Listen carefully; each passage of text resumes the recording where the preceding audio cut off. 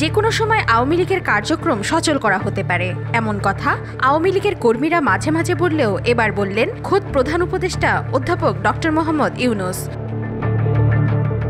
জাতিসংঘ সাধারণ পরিষদের অধিবেশনের ফাঁকে জিটিওকে দেওয়া এক সাক্ষাৎকারে সাংবাদিক মেহেদী হাসানের প্রশ্নের জবাবে তিনি এমনটাই বলেছেন।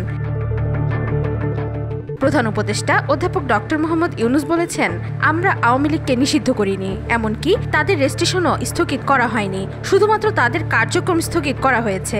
এতে তারা কোনো রাজনৈতিক কর্মকাণ্ড করতে পারবে না। একটি দল হিসেবে বৈধ, কিন্তু তাদের কার্যক্রম কিছু সময়ের জন্য স্থগিত করা হয়েছে। যে কোনো সময় তাদের কার্যক্রম সচল করা হতে পারে।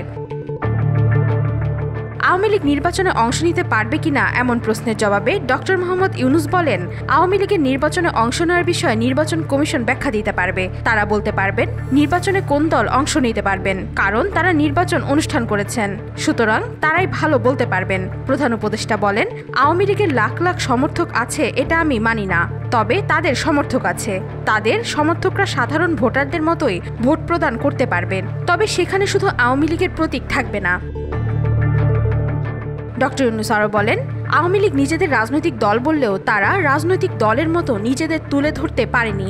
তারা মানুষ হত্যা করেছে, এমনকি তারা যা করেছে তার কোনো দায় পর্যন্ত তারা নেয়নি। শুধু তাই নয়, তাদের এই কর্মকাণ্ডের জন্য তারা সবসময় অন্যকে দোষারোপ করেছে।